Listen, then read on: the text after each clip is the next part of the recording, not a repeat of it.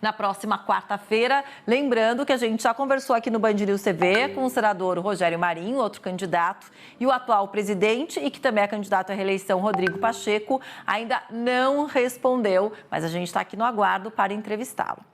Senador, boa tarde, obrigada por conversar com a gente. Começo perguntando a respeito das suas propostas para a presidência da casa. Quais são? Olha, Paula, em primeiro lugar, muito obrigado à Band News pela oportunidade, uma honra estar aqui com vocês. Eu estou há 4 anos no Senado Federal e a gente vai conhecendo os trâmites da casa, percebendo que a sociedade está apartada do Senado Federal. Isso me deixa muito preocupado com essa crise de representatividade e eu acredito que no momento que nós vivemos, onde temos aí o governo Lula chegando, infelizmente até já metendo os pés pelas mãos em alguns posicionamentos, um STF que alguns ministros acabam invadindo competências, desrespeitando a Constituição, o Senado precisa estar forte, o Senado precisa estar independente. E essa é uma grande causa hoje da insatisfação popular com o Senado. As minhas propostas são propostas que trazem aí o corte de privilégios, né? Tenho conversado com senadores, inclusive, que já cortam na própria carne. Você tem uma ideia, senador tem plano de saúde vitalício, tem carro com motorista, apartamento funcional, uma série de situações que não condiz com a realidade do brasileiro. Eu tenho propostas para colocar um projeto de cada senador, independente do partido que ele seja, no plenário para votar, ou seja, não apenas os amigos do rei que vão ser privilegiados.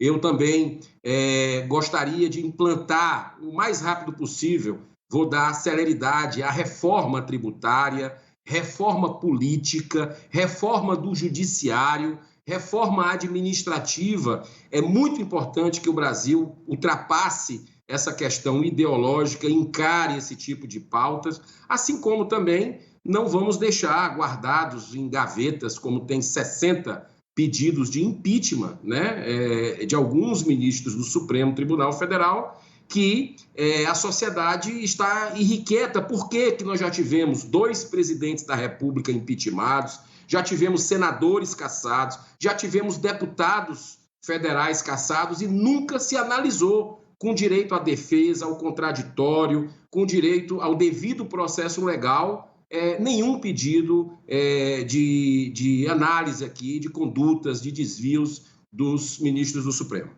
Aliás, ainda nesse assunto, senadora, eu já vi declarações suas justamente falando disso, de que o atual presidente, né, do Senado, Rodrigo Pacheco, estaria dando mais poder ou colocando debaixo dos panos questões ligadas aos ministros do STF. Uma dessas questões refere a algum pedido de impeachment contra o ministro Alexandre de Moraes. A gente sabe que teria sido engavetado ou deixado de lado. Caso o senhor se eleja como presidente lá do Senado, o senhor daria encaminhamento, o senhor daria continuidade a um pedido de impeachment contra Alexandre de Moraes? Olha, o que a gente vive hoje aqui, Paula, é decisões monocráticas, né? E eu quero justamente fazer o inverso, democratizar. O senador Lazier Martins colocou um projeto aqui na casa que não foi analisado para rever o regimento interno e não ficar só na mão do presidente, qualquer deliberação na casa. Então, por exemplo, essas decisões sobre pedidos de impeachment, nós temos que olhar para isso. A gente não pode fazer de conta, tapar o sol com a peneira, que não existe isso. Até porque isso é uma demanda legítima de uma sociedade que quer que a justiça seja para todos. Mas eu vou colocar isso dentro do Colégio de Líderes, com a coerência que a gente tem do mandato, para que se possa analisar dentro do Colégio de Líderes e que não fique na mão de um, né? Acredito que a decisão da maioria dos senadores que fazem parte do Colégio de Líderes, se tiver que ir para o voto, nós vamos. Agora, deixar de olhar isso, a gente não pode, porque aí fica como se tivesse uma penumbra aqui no Senado Federal. E nós estamos sendo cobrados, né? Eu sou um parlamentar, Paula,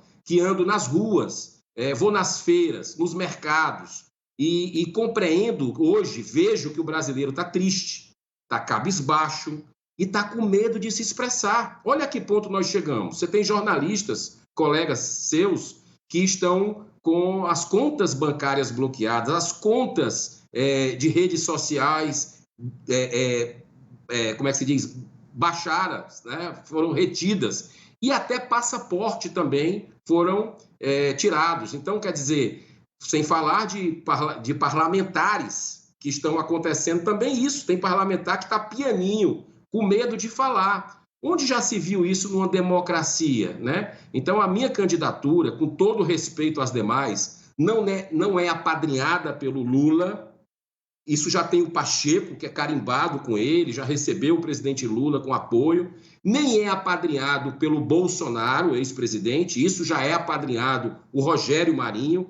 Eu acho que nós temos que acabar dessa polarização. O Senado não pode ficar nesse fogo cruzado de personalismos. A minha candidatura é da sociedade. E eu procuro defender aqui pautas que eu sempre procurei deliberar, como, por exemplo, a CPI das ONGs da Amazônia, por exemplo. A gente tem que abrir essa caixa preta, entender exatamente o que é que está acontecendo. O senador Plínio Valério, inclusive, é um dos senadores que autor dessa CPI, como eu também sou da CPI do narcotráfico, né? Para a gente entender o que é que está acontecendo em vários estados, onde tem famílias sendo expulsas de casa, né? E as pessoas estão reféns do crime organizado.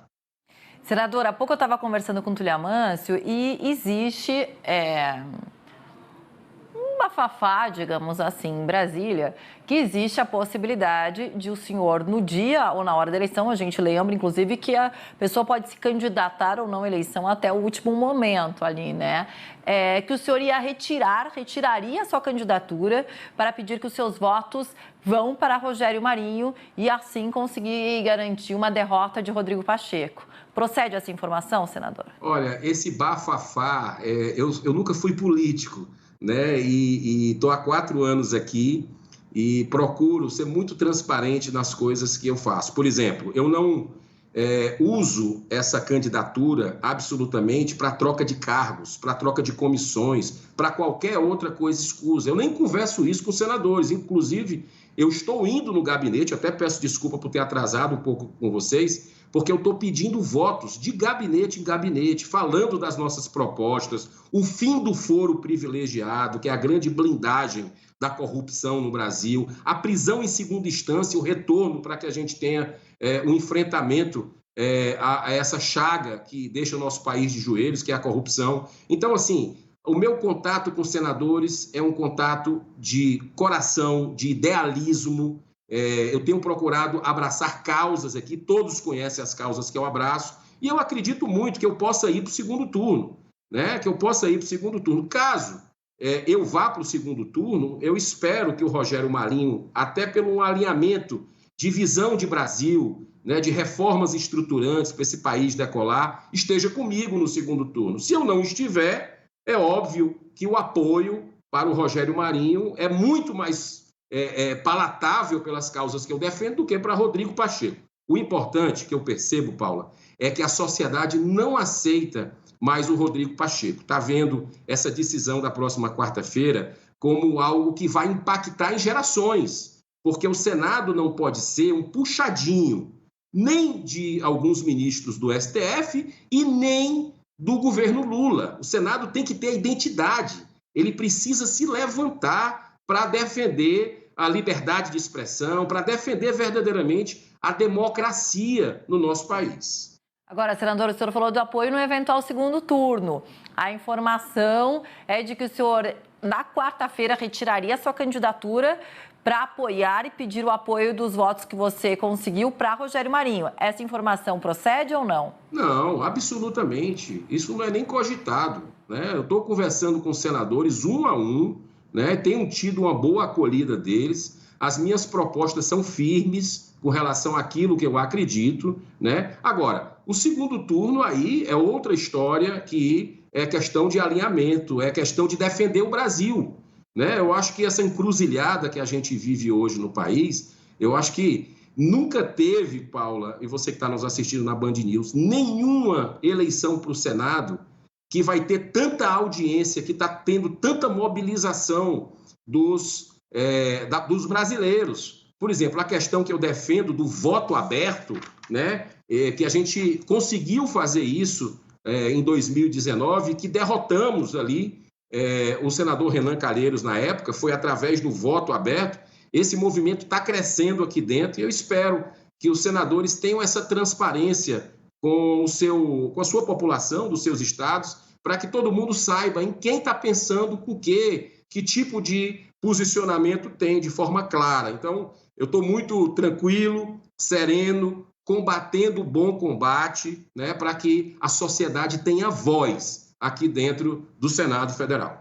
Agora, senador, em relação ao voto secreto, tenho visto você e o Marinho também vão nessa mesma linha, na questão de até mesmo pedir para os parlamentares, para os políticos que estão prometendo voto a vocês, que eles façam isso nas redes sociais depois do seu voto, que mostre, ou de alguma forma, em quem votaram. O senhor tem medo de traição com o voto permanecendo secreto na quarta-feira? E se tem, de que lado o senhor mais teria medo dessa traição na hora, senador?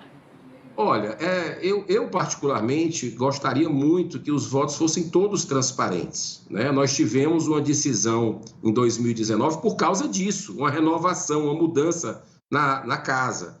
E, assim, essa questão de quem beneficiaria quem, né? O Rodrigo Pacheco, ele está no poder, né? Ele está com a caneta na mão e com o governo apoiando ele. O presidente Lula, de forma presencial, foi conceder o apoio.